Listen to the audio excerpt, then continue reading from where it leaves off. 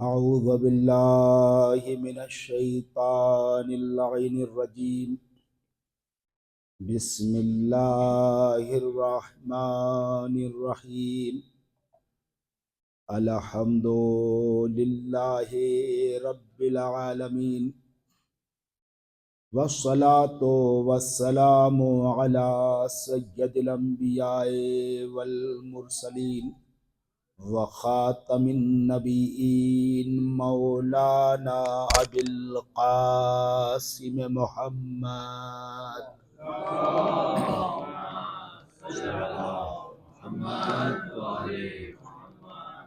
وآلہ الطیبین الطاہرین المعصومین المنتخبین المنتجبین وَلَعْنَةُ اللَّهِ عَلَىٰ أَعْدَائِهِمْ أَجْمَعِينَ أَمَّا بَعْدُ فَقَدْ قَالَ سُبْحَانَهُ وَتَعَالَىٰ فِي كِتَابِهِ الْمَجِيدِ وَفُرْقَانِهِ الْحَمِيدِ بسم اللَّهِ الرَّحْمَٰنِ الرَّحِيمِ وَمَن يَبْتَغِ غَيْرَ الْإِسْلَامِ دِينًا فَلَن يُقْبَلَ مِنْهُ وَهُوَ فِي الْآخِرَةِ مِنَ الْخَاسِرِينَ صلوات پر محمد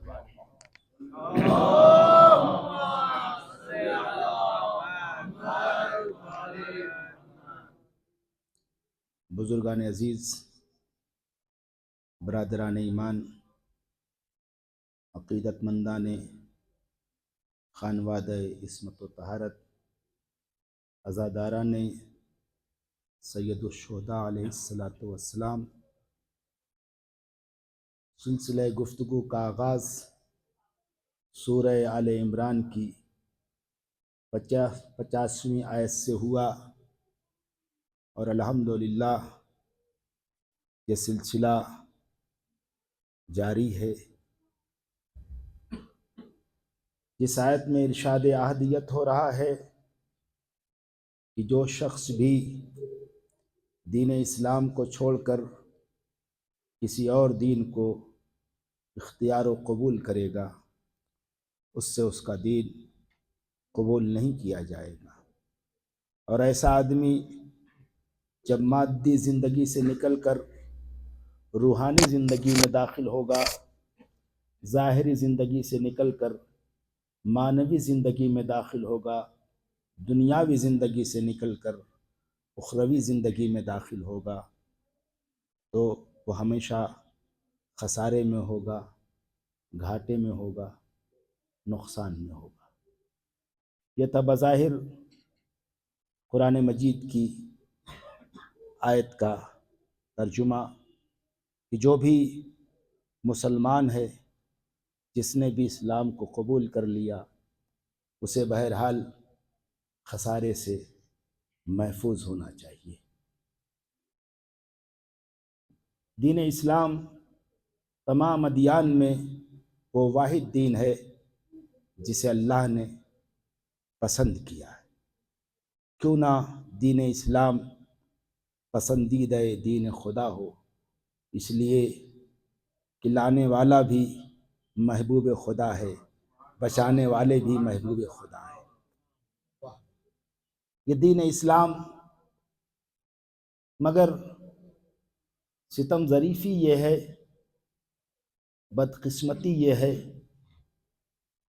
کہ جتنا اچھا دین ہے اتنے اچھے دین کے فالوور نہیں ہیں۔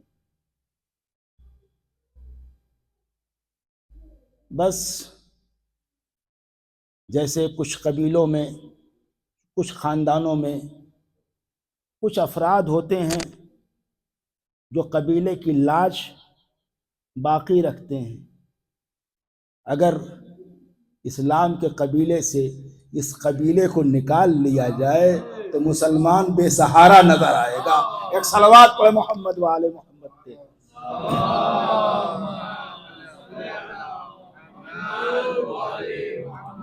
اور حالات حاضرہ میں آپ نے خود ہی مشاہدہ کر لیا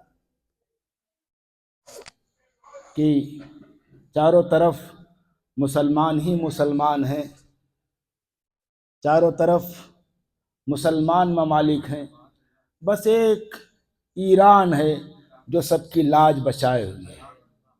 تو اگر قبیلہ اسلام سے ایران کو نکال لیا جائے، ایک صلوات پڑھے محمد وآل محمد پہ۔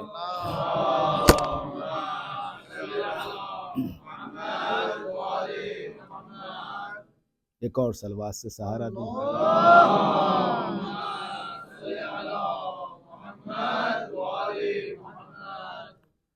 تو صورت واقعہ یہ ہے کہ اسلام تو بہت اچھا ہے، مگر اسلام کے فالوور جتنے اچھے ہونے چاہیے تھے اتنے اچھے اسلام کے فالوور نہیں ہیں۔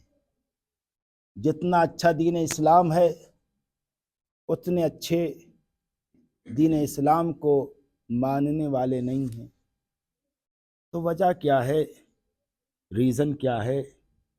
سبب کیا ہے کہ دین تو اچھا ہے، دین کے ماننے والے اتنے اچھے نہیں ہیں؟ ریزن کیا ہے؟ اسلام کو، قرآن کو مسلمانوں سے بہت شکایتیں ہیں،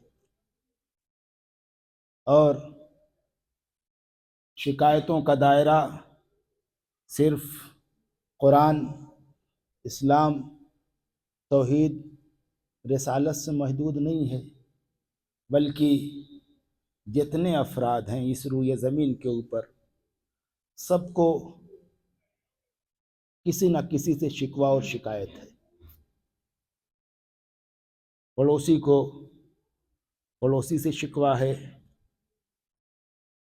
اولاد کو ماں باپ سے شکوہ ہے، ماں باپ کو اولاد سے شکوہ ہے، باس کو امپلائیز سے شکوہ ہے، امپلائیز کو باس سے شکوہ ہے، ٹیچر کو شاگردوں سے شکوہ ہے، اور شاگردوں کو استاد سے شکوہ ہے، ڈاکٹر کو مریض سے، مریض کو ڈاکٹر سے۔ جہاں پہ بھی آپ جائیں گے شکوے ہی شکوے نظر آئیں گے۔ تو شکوہ اور شکایت ہر جگہ ہے، شکوہ و شکایت ہر جگہ ہے۔ نبی کو امت سے شکوہ، اور اگر ذرا سا اور پیچھے جائیں تو نبی کی بیٹی کو امت سے شکوہ، اور امت کو نبی کی بیٹی سے شکوہ۔ عزیزو، تو ہر طرف شکوے اور شکایتیں ہیں۔ توجہ کیجئے گا، ہر طرف شکوہ اور شکایت ہے۔ شوہر زوجہ کی شکایت کر رہا ہے، زوجہ شوہر کی شکایت، مسجد کو مسلمانوں سے شکایت، قرآن کو مسلمانوں سے شکایت، علماء کو مومنین سے شکایت، مومنین کو علماء سے شکایت، اور زہرا کو امت سے شکایت۔ یہ یاد رکھیے گا ایک جملہ، شکوہ و شکایت وہیں پہ ہوگا جہاں کسی کا حق مارا جائے گا۔ شکوہ وہیں ہوگا جہاں حق مارا جائے گا۔ اگر چاہتے ہیں کہ کسی کو کسی سے شکوہ نہ ہو تو حق دے دیجئے۔ زہرا کو امت سے شکوہ اس وجہ سے ہے کہ زہرا کا جو حق تھا وہ زہرا کو نہیں دیا گیا، زہرا کو نہیں دیا گیا۔ اب جس کا حق مارا گیا، جس کا حق چھینا گیا، جس کا باغ چھینا گیا، تو اسے حق کے ملامت بھی ہے، اسے حق کے لعنت بھی ہے، اور جو غاصبین ہیں انہیں لعنت برداشت کرنی بھی چاہیے، بھائی انہیں لعنت سننی بھی چاہیے، انہیں لعنت बर्दाश्त करनी भी चाहिए। और देखिए लानत का कभी कभी अब हमसे शिकवा किया जाता है, आप लानत व मलामत क्यों करते हैं? हालांकि मुसलमान रोजाना नमाज में कम से कम 10 मरतबा लानत व मलामत करता है, ये कह के गैरिल मग़ज़ूबे अलैहिम वलज़्ज़ालिन, गैरिल मग़ज़ूबे अलैहिम वलज़्ज़ालिन, कम से कम 10 मरतबा मुसलमान लानत व मलामत करता है, मगर जानता नहीं है जालिन कौन है, मग़ज़ूब कौन है। असीजों, तो जब तुम जाने बगैर लानत व मलामत कर सकते हो, तो जिनको हम जानते हैं कि यही गासिबे हक़ ज़हरा है, सलावत पढ़ें।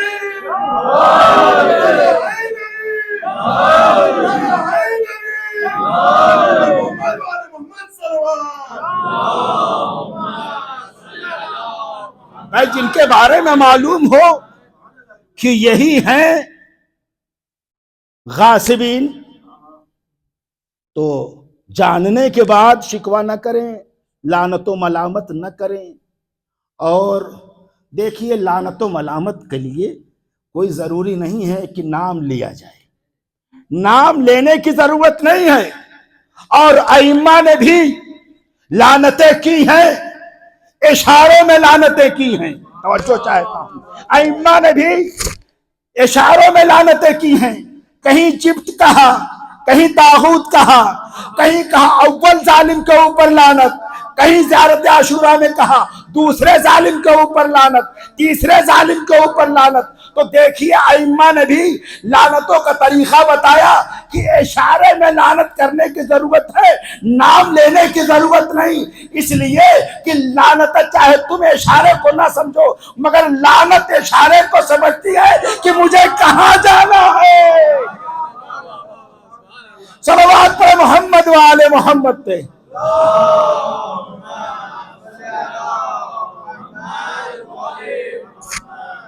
तो अजीजों, शिकायतें हर तरफ हैं, हर तरफ शिकायतें हैं, हर तरफ शिकवे हैं। कुरान को शिकवा है। मुझे आपकी खिदमत में अर्ज करना है कि सबसे बड़ा कुरान का क्या शिकवा है।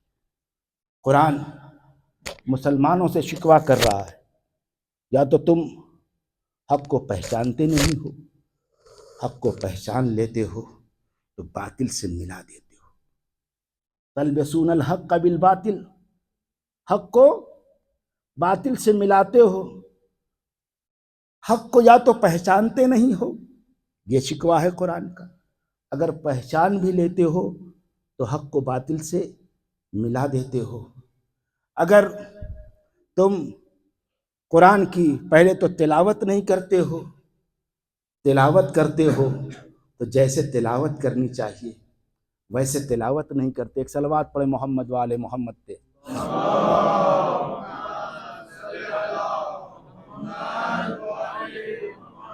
और एक बात जहन से निकल न जाए, देखिए शिकवा और शिकायत हर तरफ है। अगर देखा जाए तो सबसे ज़्यादा शिकवा ज़ौजा को शौहर से होता है और शौहर को ज़ौजा से होता है। एक सलवात पढ़े मोहम्मद वाले मोहम्मद पे।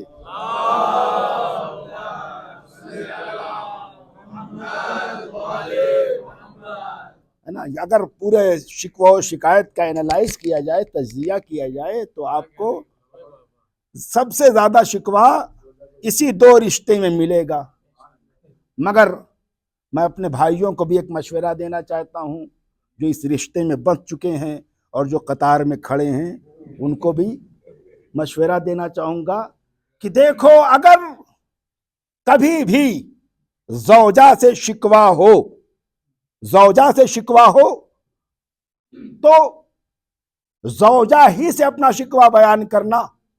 अगर शौहर को ज़ौजा से शिकवा हो तो ज़ौजे का शिकवे का इजहार ज़ौजा ही के सामने करे, और अगर ज़ौजा को शौहर से शिकवा है तो शौहर के सामने इजहार करे।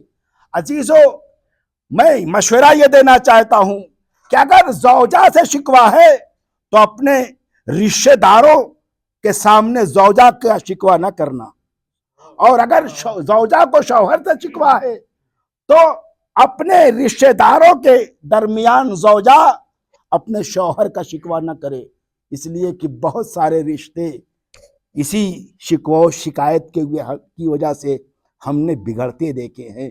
لیکن اگر یہ شکوہ و شکایت کا دائرہ محدود رکھا جائے، زن و شوہر کے درمیان رکھا جائے، تو رشتے نکھرتے چلے جاتے ہیں، رشتے سنورتے چلے جاتے ہیں۔ اور اگر اس شکوہ و شکایت کے دائرے کو پھیلا دیا جائے تو رشتے بکھرتے نظر آتے ہیں۔ صلوات پڑھے محمد و آل محمد پہ۔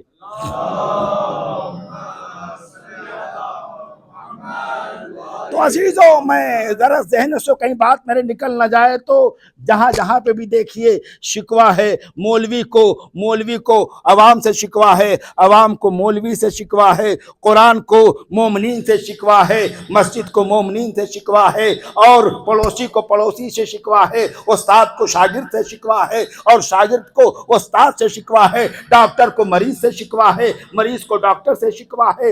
اور عزیزوں، شکوہ دیکھیے، کہیں تاریخ میں ذرا پیچھے جائیے، کہیں لشکر کو سردار سے شکوہ ہے اور کہیں سردار کو لشکر سے شکوہ ہے۔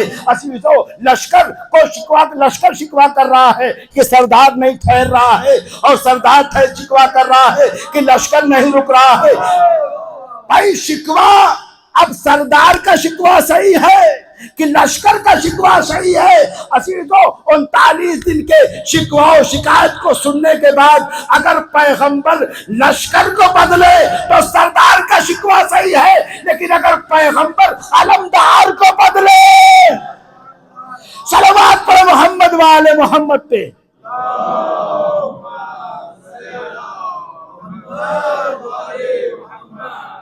ہے نا، علمدار کو پیغمبر نے کیا، علمدار کو۔ اب لوگوں کو بڑی شکایت ہے کہ ہر موقع پہ نبی علی کو آگے بڑھا دیتے ہیں، بدر دیکھو تو آگے، احد دیکھو تو آگے، خندق دیکھو تو آگے۔ بس خیبر میں نبی نے آلے پیچھے رکھا اور ان کو آگے رکھا، امت نے حال دیکھ ہی لیا۔ ایک صلوات پڑھے محمد و آل محمد پہ۔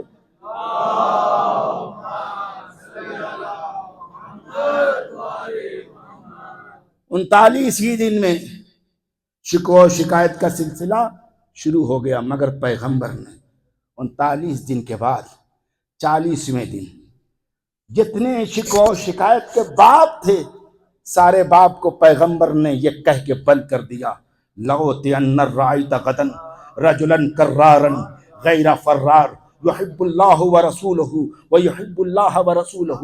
کل میں اسے علم دوں گا جو مرد ہوگا، جو کرار ہوگا، غیر فرار ہوگا، جو محب خدا و رسول ہوگا، جو محبوب خدا و رسول ہوگا، جو نہیں پلٹے گا جب تک خیبر کو فتح نہ کر لے گا۔ عزیزو، پیغمبر نے علی کو علم دے کے علی کی عظمت کو بتا دیا، اور جن کو ابھی تک علم لے کے جاتے رہے ان کی اوقات کو بھی بتا دیا کہ دیکھو آج جو جا رہا ہے وہ مرد ہے، جو کل تک جا رہے تھے وہ مرد نہیں تھے۔ آج جو جا رہا ہے وہ کرار جا رہا ہے، جو کل تک جا رہے تھے وہ کرار نہیں تھے۔ آج جو جا رہا ہے وہ محبوب خدا تھے، آج محبوب خدا ہے، جو جا رہے تھے وہ محبوب خدا نہیں تھے۔ صلوات پڑھے محمد و آل محمد پہ۔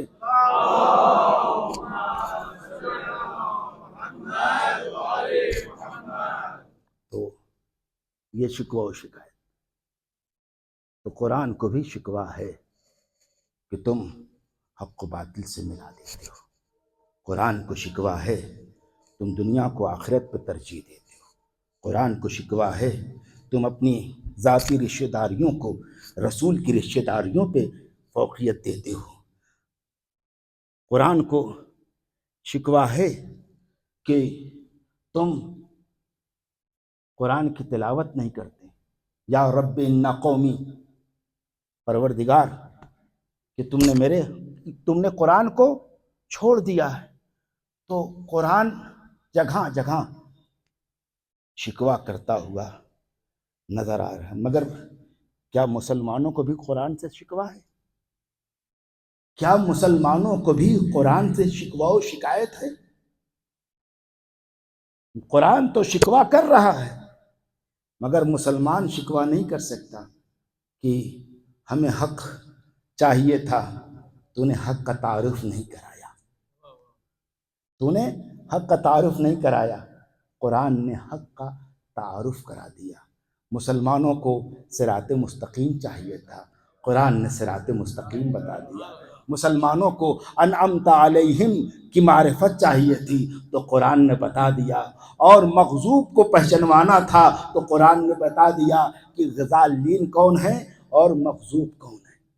تو دیکھیے ہر جگہ قرآن شکوہ کر رہا ہے، مگر قرآن کو سب سے بڑا امت مسلمہ سے شکوہ کیا ہے۔ اگر یہ بات میری پہنچ گئی تو میں سمجھوں گا کہ میری محنت سوارت ہو گئی۔ سب سے بڑا شکوہ قرآن، قرآن کہہ رہا افلا یتدبرون القرآن، تم قرآن میں تدبر نہیں کرتے، تم قرآن میں غور نہیں کرتے، تم قرآن میں فکر نہیں کرتے۔ لو کان ھذا القرآن من عند غیر اللہ لوجدوا فیہ اختلافا کثیرا، تم قرآن میں غور کرو، اگر قرآن خدا کی کتاب نہ ہوتا تو اس میں اختلاف کثیر پاتے ہیں۔ تو قرآن میں دعوت فکر دے رہا، اور کتاب کائنات میں بھی غور کرنے کی دعوت دے رہا ہے۔ انا فی خلق السماوات والارض واختلاف اللیل والنہار والفلک التی تجری فی البحر بما ینفع الناس، تم آسمان و زمین کی خلقت میں غور کرو، ستاروں کی خلقت میں غور کرو، دریا میں چلتی ہوئی کشتیوں پہ غور کرو۔ قرآن کو شکوہ ہے کہ تم غور نہیں کرتے، تم فکر نہیں کرتے، تم تعقل نہیں کرتے، تم تدبر نہیں کرتے۔ قسم خدا کی، تمام عبادتوں میں سب سے بڑی عبادت، توجہ چاہتا ہوں، تمام عبادتوں میں سب سے بڑی عبادت تفکر کی عبادت ہے، تعقل کی عبادت ہے، تدبر کی عبادت ہے۔ قرآن نے سب سے زیادہ تعقل و تدبر و تفکر کے اوپر زور دیا۔ بتاؤ مسلمانوں میں کتنے مفکرین ہیں، بتاؤ مسلمانوں میں کتنے صاحبان عقل ہیں، بتاؤ مسلمانوں میں کتنے صاحبان اولو العزم ہیں۔ تو عزیزو، قرآن شکوہ کر رہا، اور عبادتوں میں سب سے بڑی عبادت تفکر کی عبادت ہے۔ نماز سے بڑی عبادت تفکر کی عبادت ہے، روزے سے بڑی عبادت تفکر کی عبادت ہے، اور حج سے بڑی عبادت تفکر کی عبادت ہے، زکوٰۃ سے بڑی عبادت تفکر کی عبادت ہے، خمس سے بڑی عبادت تفکر کی عبادت ہے، امر بالمعروف سے بڑی عبادت تفکر کی عبادت ہے، نہی عن المنکر سے بڑی عبادت تفکر کی عبادت ہے، اطاعت والدین سے بڑی تفکر کی عبادت ہے، اللہ اور رسول سے محبت تفکر سب سے بڑی عبادت ہے۔ عقیدت و نماز سے بڑی عبادت تفکر، روزے سے بڑی عبادت تفکر۔ آپ کہیں گے دلیل کیا ہے؟ بس دلیل اتنی سن لو کہ نماز نے حر کو جہنم سے نہیں بچایا ہے، تفکر نے بچایا ہے۔ صلوات پہ محمد وآل محمد پہ۔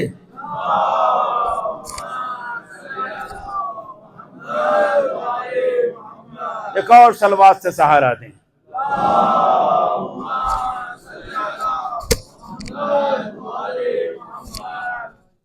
تفکر نے بچایا ہے حر کو۔ جنہوں نے تفکر نہیں کیا آج تک وہ لعنت کے ڈھیر میں پڑے ہوئے ہیں۔ جس نے ایک لمحے کے لیے تفکر کیا آج بھی وہ علیہ السلام بنا ہوا ہے۔ صلوات پڑھے محمد وآل محمد کے۔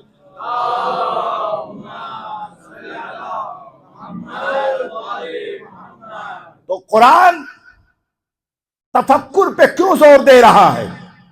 کیوں اتنا زور ہے کہ فکر کرو، قرآن میں فکر کرو، آیات پہ فکر کرو، کتاب کائنات پہ فکر کرو۔ فکر کیوں کرو؟ اس لیے کہ فکر کرنے سے آئیڈیاز آتے ہیں۔ آج انسان کی کوئی قیمت نہیں ہے، آئیڈیاز کی قیمت ہے۔ توجہ چاہتا ہوں، انسان کی کوئی قیمت نہیں ہے، آئیڈیاز کی قیمت ہے۔ جتنا اچھا آئیڈیا ہے اتنی ہی آپ کی قیمت ہے، جتنا بوگس آئیڈیا ہے اتنا ہی آپ بے قیمت ہیں۔ تو تفکر سے آئیڈیاز آتے ہیں۔ اور عزیزو، آج دنیا میں جو بھی ڈیولپمنٹ ہے وہ تفکر کا نتیجہ ہے۔ یہ بڑی بڑی بلڈنگیں، یہ اسکائی بلڈنگیں عزیزو، یہ تفکر کا نتیجہ ہے۔ یہ آپ کے ہاتھ میں موبائل تفکر کا نتیجہ ہے، یہ کیمرہ تفکر کا نتیجہ ہے، یہ مائک تفکر کا نتیجہ ہے۔ تو عزیزو، تفکر سے آئیڈیاز آتے ہیں، اور جب آئیڈیاز آتے ہیں تو انسان کی قیمت بڑھ جاتی ہے۔ تو جتنی انسان کے اندر فکر ہوتی ہے، جتنی اچھی فکر ہوتی ہے انسان کی، اتنی ہی قیمت ہوتی ہے۔ عزیزو، انسان اس وجود کی وجہ سے قیمتی نہیں ہوتا، انسان اپنے تفکر کی وجہ سے قیمتی ہوتا ہے، تعقل کی وجہ سے قیمتی ہوتا ہے، تدبر کی وجہ سے قیمتی ہوتا ہے۔ ایک مفکر کی قیمت کتنی ہوتی ہے؟ توجہ چاہتا ہوں، ایک مفکر کی قیمت کتنی ہوتی ہے؟ ہمارے اسلام میں کتنے مفکر ہیں؟ ایک مفکر مشہور ہیں علامہ اقبال، جنہیں مفکر اسلام کہا جاتا ہے، جنہیں شارح قرآن کہا جاتا ہے، جنہیں شارح اسلام کہا جاتا ہے، جنہیں مفکر اسلام کہا جاتا ہے۔ عزیزو، ایک مفکر کی قیمت کتنی ہوتی ہے؟ بس آپ کی خدمت میں عرض کرتا ہوں۔ دیکھیے، علامہ اقبال کے لیے جب ابھی ہندوستان اور پاکستان آزاد نہیں ہوا تھا، دونوں یہ ملک 1947 میں، ایک صلوات پڑھے محمد وآل محمد پہ۔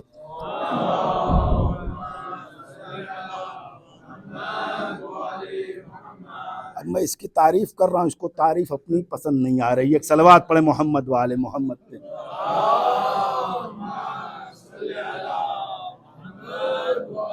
میں تعریف کر رہا ہوں۔ تو عزیزو، علامہ اقبال مفکر اسلام کے قائد اعظم محمد علی جناح 25 مارچ 1940 لاہور یونیورسٹی میں تقریب منعقد تھی علامہ اقبال کی یاد میں۔ وہاں پہ قائد اعظم محمد علی جناح نے علامہ اقبال کے لیے ایک جملہ کہا تھا، سمجھیے گا، انسان فکر کی وجہ سے کتنا قیمتی ہو جاتا ہے۔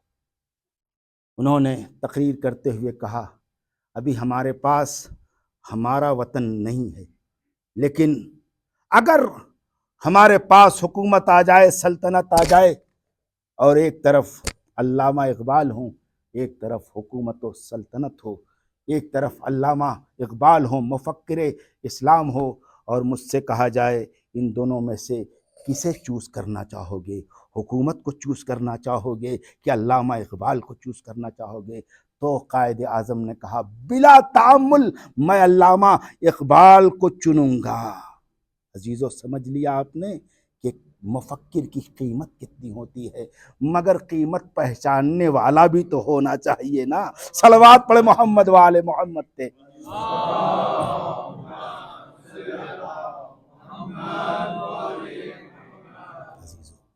تو ہمیں چاہیے کہ اگر اپنی قیمتوں کو بڑھانا ہے، اپنی قدروں کو بڑھانا ہے، تو کتاب کائنات میں غور و خوض کریں، اور کتاب الہی میں بھی غور و فکر کریں۔ غور و فکر کریں گے، علم و معرفت کے نئے باب کھلیں گے۔ لیکن اگر غور و فکر نہ کریں گے تو وہی علم ہوگا، کوئی نیا باب نہ کھلے گا۔ میں نے یہ واقعہ آپ کی خدمت میں عرض کیا تھا، مگر موضوع سے متعلق ہے، سنتے چلیے۔ عزیزو، رسول اسلام ایک دن سفر پہ تھے، مدینے میں داخل ہو رہے تھے۔ بیرون مدینہ دیکھا کہ ایک شخص گھوڑا لے کے کھڑا ہوا ہے۔ انداز ایسا تھا جیسے گھوڑا بیچنے کے لیے کھڑا ہو۔ رسول اس کے قریب آئے، کہا کہ کیا تم گھوڑا بیچ رہے ہو؟ کہا ہاں، گھوڑا بیچ رہا ہوں۔ کیا قیمت لوگے؟ تو اس نے قیمت بتائی۔ رسول نے اپنے جیب کو دیکھا تو اتنی قیمت نہیں تھی۔ رسول نے کہا چلو ہمارے اور تمہارے درمیان سودا اور معاملہ ہو گیا ہے، میرے ساتھ چلو، میں تمہیں مدینے میں پہنچ کے قیمت ادا کر دوں گا۔ اب رسول آگے آگے وہ گھوڑا لیے ہوئے پیچھے پیچھے چل رہا ہے، توجہ کیجئے گا، گھوڑا لیے ہوئے پیچھے پیچھے رسول کے چل رہا۔ رسول چاہ رہے ہیں کہ بھائی اس آدمی کو جلدی سے قیمت دے کے اسے ریلیز کر دیا جائے۔ اب رسول بیت الشرف میں داخل ہوئے، گھوڑا لیے ہوئے باہر کھڑا ہوا تھا، اتنے میں ایک صاحب اور پیسے والے آ گئے، کہا کیا یہ گھوڑا بیچ رہے ہو؟ کہا ہاں بیچ رہا ہوں، کیا قیمت لوگے؟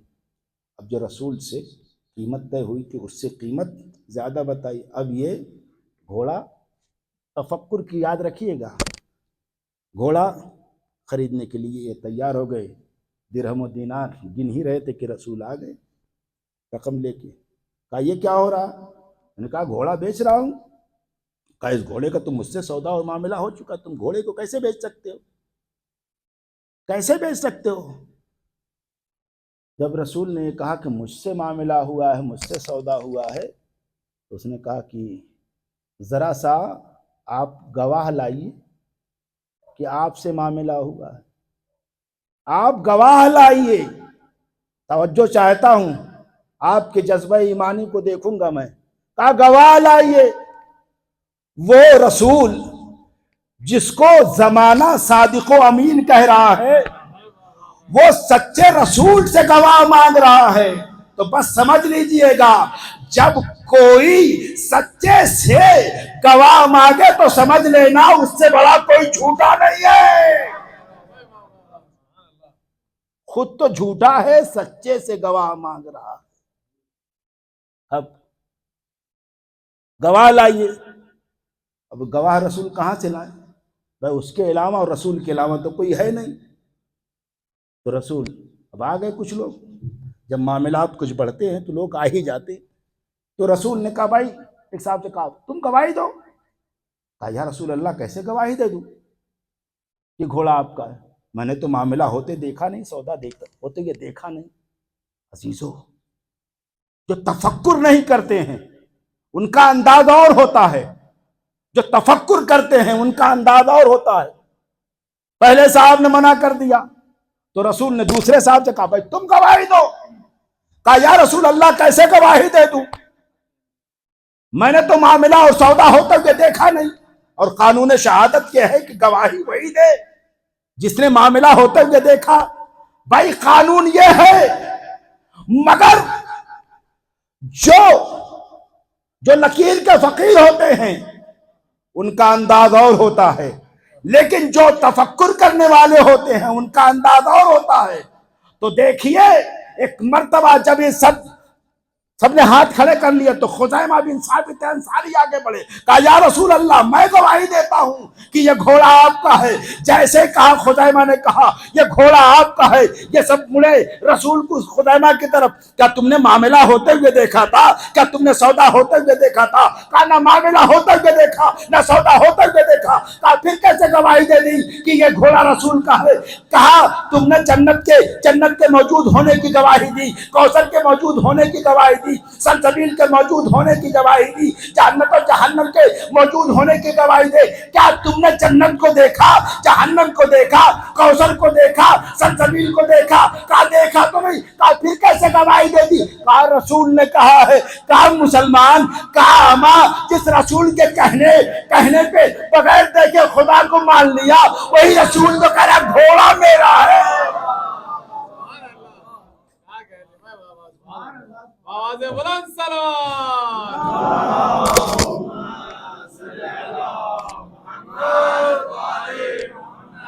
جیسے دیکھیے یہ لکیر کے فقیر والوں کا ایک مرتبہ، اب خزیمہ نے دیکھیے کڑیوں کو کڑیوں سے ملایا، علم کو معلوم سے مجہول تک پہنچے کہ جب جن چیزوں کو بغیر دیکھے رسول کے کہنے پہ مان لیا تو وہ رسول کہہ رہا ہے۔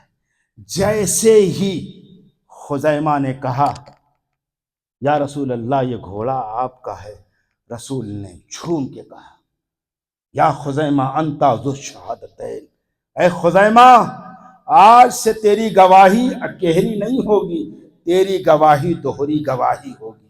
توجہ چاہتا ہوں خزیمہ، آج سے تو سنگل گواہ نہیں ہے، تو ڈبل گواہ ہے۔ سب اپنے ساتھ دو گواہ لے کے آئیں گے، تو تنہا آئے گا۔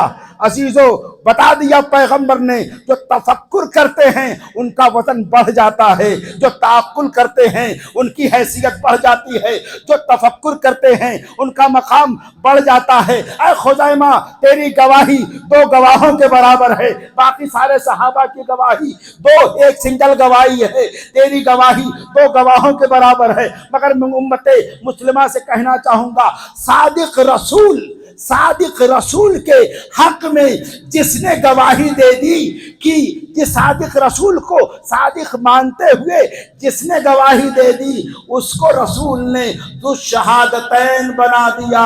اب اگر کوئی سچے سے گواہ مانگے تو بس سمجھ لیجئے وہ کتنا بڑا ڈبل جھوٹا ہوگا، ایک گہرا جھوٹا نہیں ہوگا۔ صلوات پڑھے محمد والے محمد پہ۔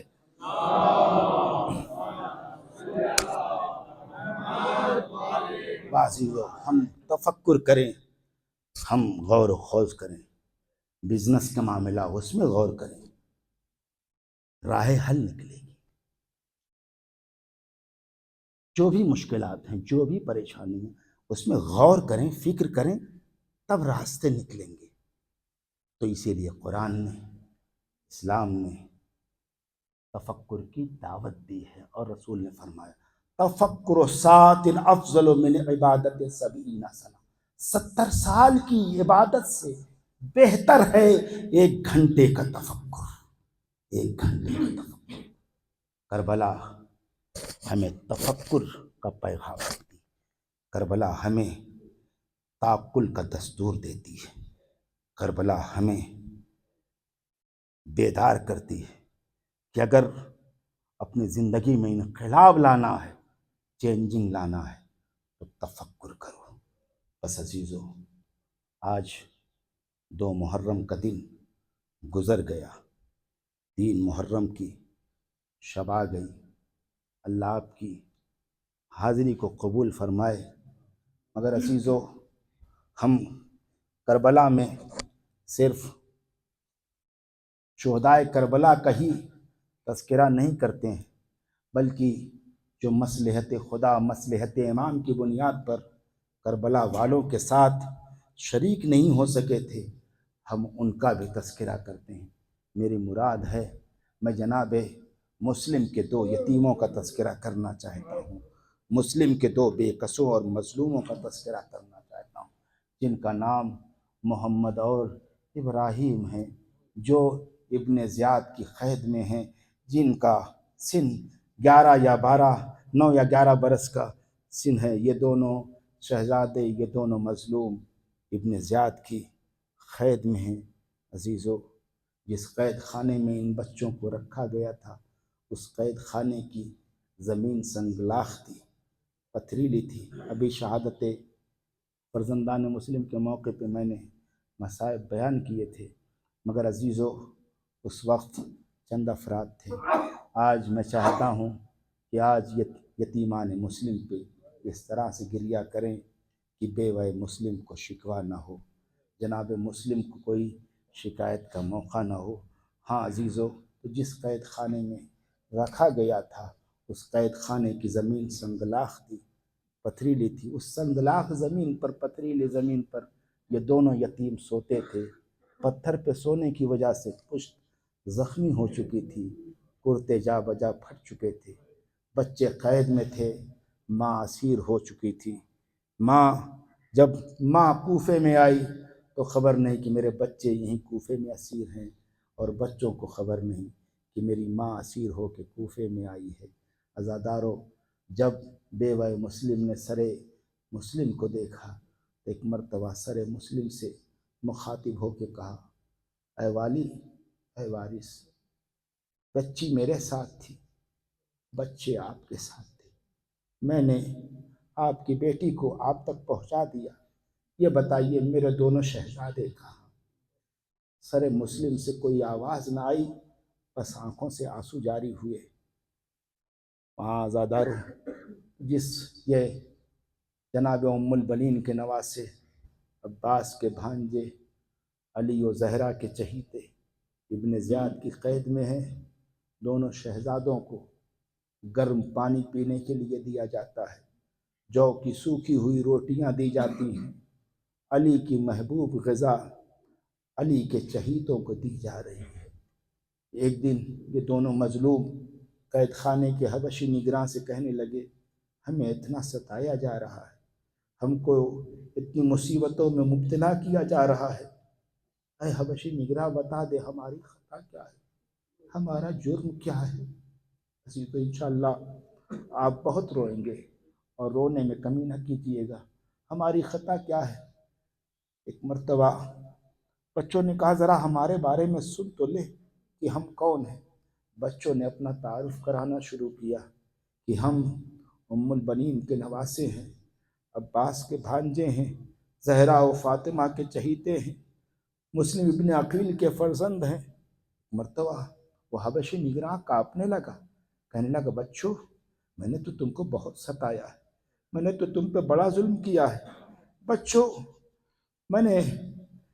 مجھے معاف کر دینا، بچوں جب میں تمہارے سر کے اوپر تمہارے قدموں پہ اپنا سر رکھوں تو مجھے دل سے معاف کر دینا، اس لیے کہ میں نے تمہارا بڑا دل دکھایا ہے، قیامت کے دن مجھے رسول خدا کو منہ دکھانا ہے، فاطمہ زہرا کو منہ دکھانا ہے۔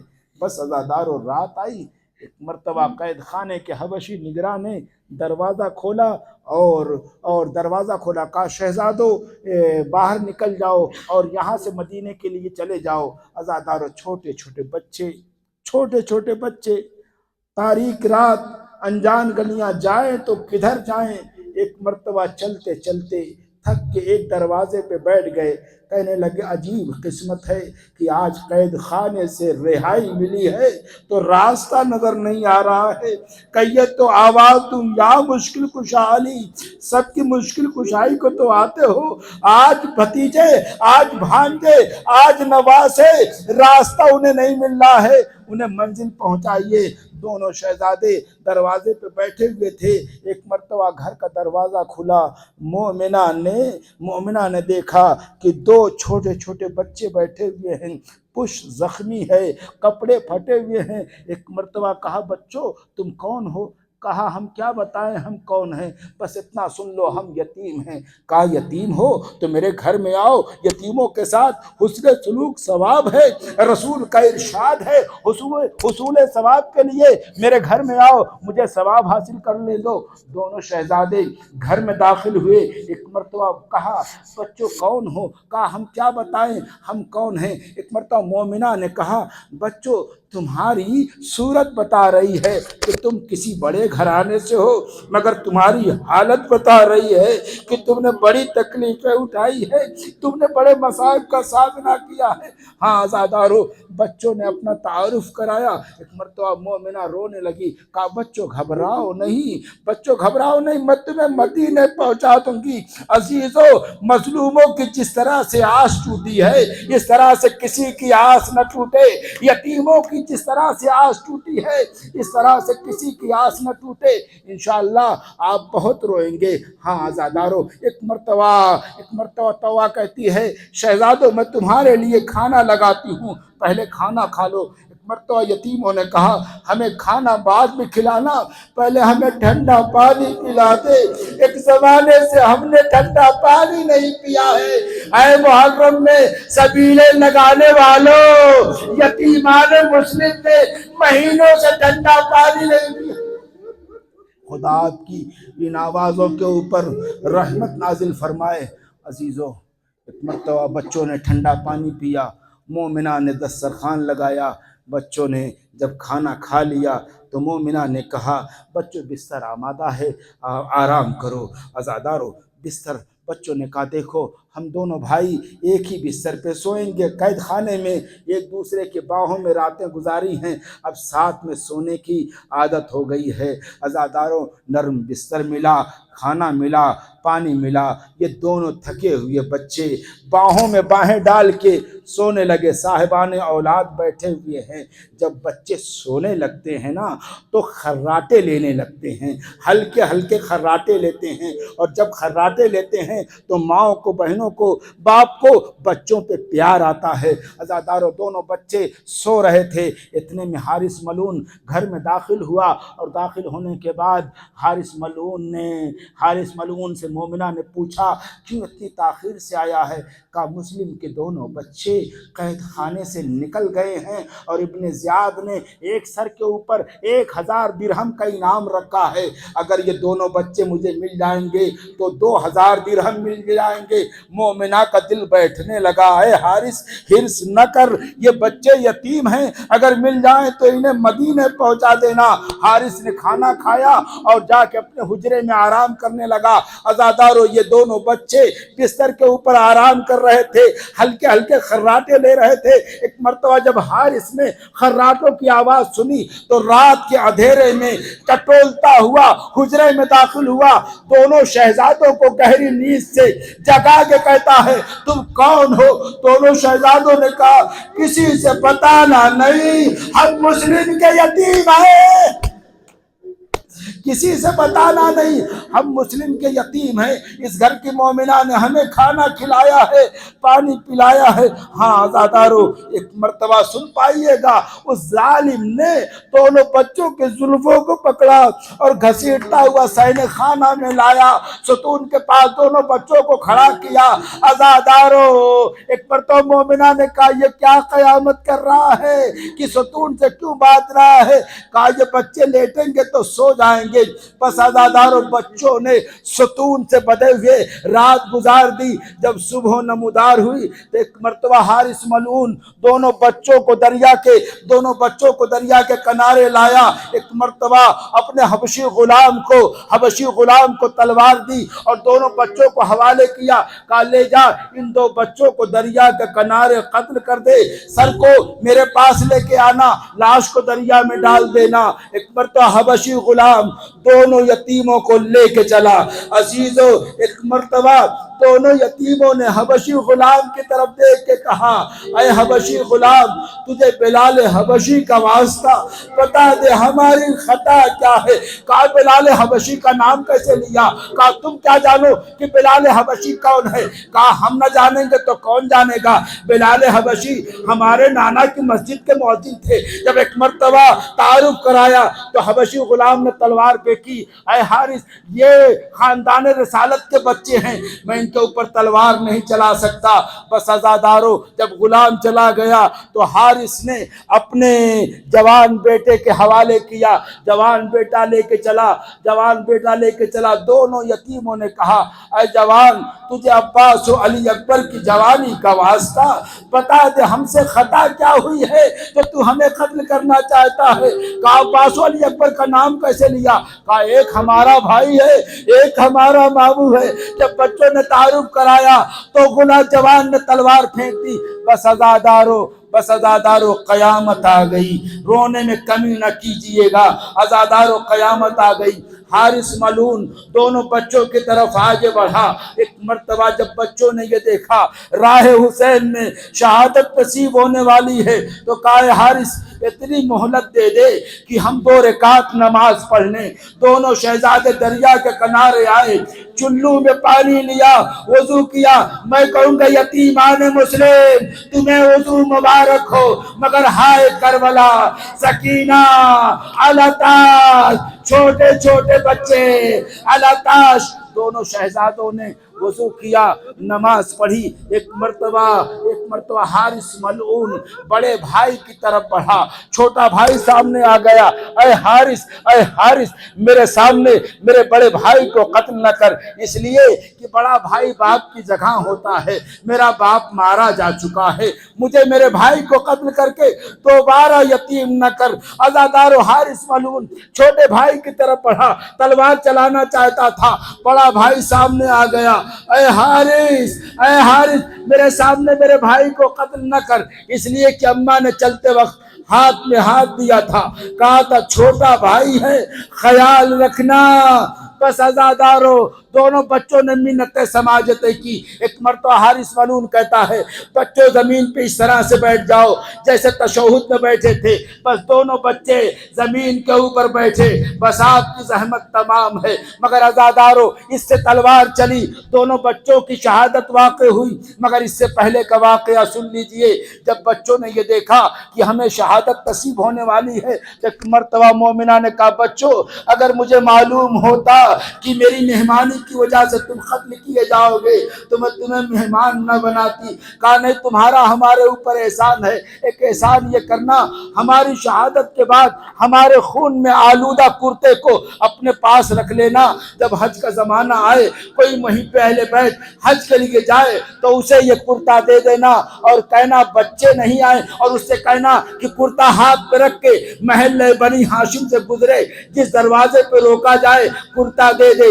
عزادارو حج کا زمانہ آیا، مومنہ نے ایک وہیں پہ اہل بیت کو وہ کرتے دیے، تو کرتا حج کرنے کے بعد وہ وہیں پہ اہل بیت مدینے آیا، محلہ بنی ہاشم میں آیا، کرتے کو ہاتھ پہ رکھا، محلہ بنی ہاشم سے گزر رہا تھا کہ ایک دروازے سے گھر سے آواز آئی میرے بچوں کی خوشبو آ رہی ہے، میرے بچوں کی خوشبو آ رہی ہے۔ ایک مرتبہ وہی پہلے بیت نے کہا کوئی کنیز ہو تو آ جائے، کنیز آئی، دونوں شہزادوں کے کرتے دیے، کہا جا کے میری طرف سے تعزیت پیش کر دینا اور کہنا بچے تو نہیں آئے ہیں، بچوں کے کرتے آئے ہیں، بچوں کی نشانیاں آئی ہیں۔ بس عزادارو بیوہ مسلم نے کرتا لیا، گھر میں رکھا، جناب زینب کے پاس دوڑی ہوئی آئی، شہزادی میرے بچے تو نہیں آئے ہیں مگر میرے بچوں کے کرتے آئے ہیں، بیوی سب کو جمع کیجئے، مجھے پرسہ دلائیے۔